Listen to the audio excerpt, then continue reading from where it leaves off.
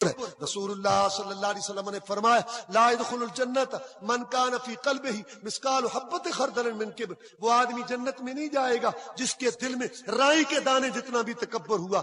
آپ سے عرض کیا گیا جناب اچھا جوتا پہننا، اچھا کپڑا پہننا یہ تو تکبر نہیں؟ فرمایا نہیں، بطر الحق۔ تکبر کیا ہے جناب؟ محبت الحق وغمت الناس، حق قبول نہ کرنا۔ قرآن کی ایت حدیث ہے، اگرچہ مگرچہ چونکہ چنانچہ میں برادری کے رسم و رواج اور دنیا کے نظام اور دستور میں بیوی کے نخرے، بیٹے کی ادا، اپنے خواہش پر امام کے قول، مفتی کے فتوے، پیر و مرشد کے ارشادات، سوسائٹی کے تقاضے پر فتوے رسول، ارشاد رسول کو پیچھے کرے گم، یہ متکبر ڈھیٹ اجتی ساری دنیا جنت میں جا سکتی ہے، یہ نہیں جا سکتا، یہ نہیں جا سکتا، یہ متکبر ہے۔ سب سے پہلا گناہ جو اللہ کی جناب میں ہو یہ تکبر والا ہے، بغمت الناس، اور لوگوں کو حقیر سمجھنا، رنگ نسل خاندان پیسے دولت کسی وجہ سے کسی کو حقیر سمجھنا، یہ تکبر ہے۔ رسول اللہ صلی اللہ علیہ وسلم تکبر کی تعریف کی، بڑا جھک جھک کے کو ملتا ہوں، مو جناب سلام جی حضور، لیکن قرآن کی آیت سناؤ، حدیث سناؤ، یکادون یسطون بالذین یتلون علیہم آیاتنا، اللہ فرماتے ہیں ان کو قرآن سناؤ لگتا ہے حملہ کر دیں گے، ایسے آ جاتے ہیں غصے کے ساتھ، اور ایسے یہ جو ہے یہ سارا یہ تکبر ہے، یہ سب تکبر ہے۔ اللہ تعالیٰ اس مرض سے بچائے۔ باقی یہ شیطان نے یہ کہا تھا میں افضل ہوں، یہ اس کی بے وقوفی تھی، یہ افضل نہیں ہے، وہ آگ سے پیدا ہوا، آدم مٹی سے پیدا ہوا، آگ بلند ہوتی ہے، اس میں تکبر ہے، کبر ہے، اس میں بلندی ہے، مٹی میں آسی ہے، انکساری ہے۔ اللہ خالق کو کبر بڑائی اور اس کو جو ہے عظمت اس کو سزاوار ہے، لائق ہے، لیکن مخلوق کو آسی انکساری، مخلوق میں سے جتنا کچھ جھکے گا اس کا مقام بڑھے گا۔ مٹی میں آسی ہے، اس کا مقام اونچا ہے، آگ کے اندر طرف بلند ہونا اس کا مقام نیچا ہے۔ اچھا پھر آگ جلاتی ہے، ہر چیز پسند کر دیتی ہے، مٹی کیا؟ مٹی اگاتی ہے، مٹی ہے پھول، یہ پودے، یہ کھیتیاں، یہ باغات لہلاتے، یہ سارا یہ مٹی کیا؟ رونق بناتی ہے، لہذا مٹی افضل ہے۔ یہ اس کی بے وقوفی تھی کہ اس نے کہا کہ میں افضل ہوں، مٹی افضل ہے۔ چوتھا انعام اللہ نے آدم علیہ السلام پر یہ کیا، آپ اور آپ کی بیوی جنت میں رہو، بس یہاں رہو، اس درخت کے قریب نہیں جانا۔ آدم علیہ السلام رہ رہے تھے، سکون تھا، بیوی پاس تھی، رہ رہے تھے، تو شیطان نے یہ وسع ڈالا، خیال ڈالا کہ دیکھو اس سے جو روکا گیا ہے نا، اس لیے روکا گیا ہے کہ اگر آپ یہ کھا لیں گے ہمیشہ ہمیشہ جہاں جنت میں رہیں گے۔ آدم نے سوچا، کہا نہیں نہیں نہیں نہیں نہیں، ہاں یہاں سے آیا نا شیطان، یہاں سے آیا۔ ہر کوئی وار کرتا ہے کمزوری سے آتا ہے، کمزوری، کسی نے کسی قلعہ منزل کو فتح کرنا ہو کھڑکی سوراخ سے آئے گا، ٹوٹی دیوار سے آئے گا، کھڑکی سے آئے گا۔ شیطان نے سوچا آدم کے پاس جنت ہے، بہاریں ہیں، نعمتیں ہیں، باغات ہیں، بیوی ہے، سب کچھ ہے، آدم کیا چاہتا ہے؟ ہاں اس نے سوچا آدم چاہے گا میں ہمیشہ یہاں رہوں، یہاں سے آیا۔ یہ ہر ایک کی کمزوری ہے، ہاں آدم کا بیٹا آدم چاہتا ہے جو چیز میرے پاس ہے ہمیشہ رہے، اس لیے یہ شیطان ہر ایک کو شراب زنا پر نہیں لگاتا۔ ہاں جو پہلی صاحب میں 5 ٹائم نماز پڑھتا ہے اس کو کیسے لگے؟ اس کو غرور پارسائی میں لگائے گا، بد اخلاقی میں لگائے گا، گھمنڈ میں لگائے گا، 3600 داؤ ہیں اس کے پٹکنے کے، وہ جہاں سے کوئی آیا، جہاں سے جس کو دیکھا جس طریقے اسی میلان میں اس کو پھنسا دیا۔ دیکھا اس کو نماز کا شوق نہیں ہے، کہا کیا ہوا رب مہربان، محمد شفیع بیڑے پار، کل پڑھی نہیں تھی، جمعہ پڑھ لیتے ہی پڑھنا تھا، ہمارے لیے جہنم رب نے بنائی ہے، پھر کیا وہ کیا اتنے لوگ نہیں پڑھتے۔ جس کو دیکھا یہ بہت نماز کا شوق رکھتا ہے، اس کو نماز پہ لگا دیا، اس کو اتنے نفل پڑھو، 4 دفعہ کل پڑھو، اتنے پڑھو، کچھ بیٹھ کے کچھ لیٹ کے، وہاں پڑھو یہاں پڑھو، اس قبر پر اس مدار اس کو ادھر لگا دیا۔ وظیفے والے کو دیکھا، اس کو مقصد جو جس کا ذہن ادھر وہ شیطان اسی طرح اس کو لگا دیتا ہے، اس نے پٹکنا ہے، وہ دشمن ہے۔ آدم کو کہتا ہے یہی تو ایک چیز ہے کھانے کی، اگر تو کھا لے گا تو فرشتہ بن جائے گا یا ہمیشہ ہمیشہ یہاں رہے گا۔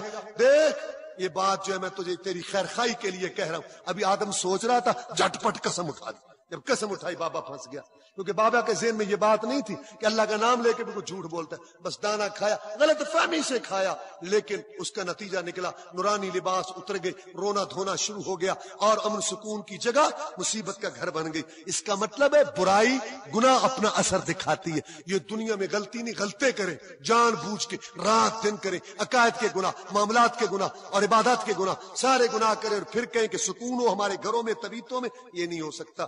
امن سکون کی جگہ گناہ کی وجہ سے وہ رونے دھونے کا گھر بن گئی. تو جو پہلے ہی بدامنی کی جگہ ہے یا ہم گناہ کریں اور سکون سے رہیں, یہ نہیں ہو سکتا. آگے اللہ تعالیٰ نے آدم علیہ السلام کی توبہ قبول کی, اس کا تذکرہ کیا کہ ہم نے جو ہے اس کو وہ سکھائے, کلمات اس نے ہم سے سیکھ لیے. وہ 8ویں پارے میں ہیں کلمات ہیں, ربنا ظلمنا انفسنا وان لم تغفر لنا وترحمنا لنکونن من الخاسرین. اللہ ہم نے اپنی جانوں پہ ظلم کر لیا, اگر آپ نے معاف نہ کیا, رحم نہ کیا, ہم نقصان اٹھانے والوں میں سے ہو جائیں گے. یہ اللہ نے کلمے سکھائے, سبحان اللہ, توبہ قبول کی. تو یہ جو مشہور بات ہے کہ عرش پر لکھا تھا وہ کلمہ اور ساتھ محمد رسول اللہ پڑھ کے تو محمد رسول اللہ کا وسیلہ دیا آدم علیہ السلام نے, یہ بات صحیح نہیں ہے, قرآن حدیث سے ثابت نہیں ہے, اور پھر یہ قرآن کے بھی خلاف ہے. آگے اللہ نے کہا آدم آپ جا کر زمین پر رہیں, آپ کا رہن سہن زمین پر ہے, وہاں آپ زندگی گزاریں. لیکن ایک بات سن لیں, آپ اور آپ کی اولاد کو حق نہیں ہے کہ کس طرح اللہ تعالیٰ کو یاد کرنا ہے, عبادت کس طرح کرنی ہے. آپ اور آپ کی اولاد عقل سوچ فکر سے طے نہیں کریں گے ہدایت کیا ہے, دین کیا ہے, ایمان کیا ہے. میں آسمان سے اتاروں گا, آپ نے اور آپ کی اولاد نے اس کے پیچھے لگنا ہوگا. چنانچہ اللہ تعالیٰ نے یہ وعدہ پورا کیا اور کئی نبی رسول بھیجے ہدایت دے کر, کتابیں دے کر. اس کا مطلب ہے مذہب دین آسمان سے آتا ہے, شہر و شخصیات پنچایتوں برادریوں میں طے نہیں ہوتا. اس کے بعد اللہ نے بنی اسرائیل کا تذکرہ بڑی تفصیل سے کیا ہے, تقریباً 3 پاؤں سے بھی زیادہ پارے کے قریب بنی اسرائیل کا تذکرہ ہے. اسرائیل لقب ہے یعقوب علیہ السلام کا, یہ عبرانی زبان کا لفظ تھا, پھر یہ عربی میں استعمال ہوا اور اس کا معنی ہے عبداللہ. یہ یعقوب علیہ السلام کا لقب ہے, اور ان کی اولاد کو کہتے ہیں بنی اسرائیل, یعنی اسرائیل کے بیٹے, یعنی کہ یعقوب علیہ السلام کی اولاد. یہ بڑی قوم تھی, اللہ تعالیٰ نے ان کو بڑی عزت بخشی تھی, لیکن بعد میں ذلت پستی میں چلے گئے. اللہ تعالیٰ نے یہاں ذکر کیا. کیوں ذکر کیا بنی اسرائیل کا تذکرہ شروع میں؟ 2 سبب. پہلا سبب تو یہ تھا کہ اللہ کے رسول صلی اللہ علیہ وسلم جب اللہ کا پیغام دیتے, اللہ کی بات سے متاثر ہو کر, رسول اللہ صلی اللہ علیہ وسلم کی شیریں گفتاری سے متاثر ہو کر, آپ کی وسعت ظرفی سے متاثر ہو کر, آپ کے اخلاق سے متاثر ہو کر, آپ کی پرکشش طبیعت پر تاثیر گفتگو سے متاثر ہو کر دھڑا دھڑ لوگ اسلام کے آتے. یہ حسد بغض کے مارے ہوئے یہ یہودی, یہ بنی اسرائیل لوگوں کو کہتے تم ان پڑھ ہو, تم بدو ہو, ہم نبیوں کے وارث, رسولوں کی اولاد, پہلی کتابوں کے علوم کے وارث. اگر یہ نبی ہوتا تو ہمیں نہ پتا ہوتا. یہ نبی نہیں ہے, یہ نبی نہیں ہے, یہ رسول نہیں ہے, ہمیں نہ پتا ہوتا. وہ ان پڑھ تھے, ان کی بات میں آ جاتے, چکر میں آ جاتے, وہ پھر دوبارہ جو ہے مرتد ہو جاتے. تو اللہ تعالیٰ نے مناسب جانا کہ ان کے کرتوت, ان کی تاریخ, ان کے احوال یہ سارے لوگوں کے سامنے رکھ دیے جائے, تاکہ لوگ ان کو پڑھ لیں, دیکھ لیں کہ یہ خود کتنے پانی میں ہیں. یہودیوں کا تذکرہ اللہ تعالیٰ نے ان کی ذلت اور رسوائی کا یہاں بیان اس لیے کیا. اور دوسرا بڑا سبب یہ ہے کہ اے امت محمد صلی اللہ علیہ وسلم, ہوش کرو, دنیا کی قیادت, دنیا کی سیادت, دنیا کی امارت, دنیا کی رہنمائی میں بنی اسرائیل سے لے کے تمہیں دے رہا ہوں. اگر تم نے بھی اپنی کتاب کے ساتھ یہی سلوک کیا جو یہودیوں نے کیا تھا اپنی کتاب کے ساتھ, تمہارا حشر بھی یہودیوں جیسا ہوگا. یہ کتاب لینے, منصب لینے, امارت لینے, دنیا کی قیادت لینے, رہنمائی کا فریضہ اب میں تمہیں دے رہا ہوں. یہ لینے سے پہلے پہلی قوموں کے حالات دیکھ لو, پڑھ لو, اور پھر جو ہے تمہیں تاکہ جو ہے اس روش سے آپ بچیں اور صحیح راہ پر چلیں. اب بنی اسرائیل کا تذکرہ یہاں بڑی تفصیل کے ساتھ ہے.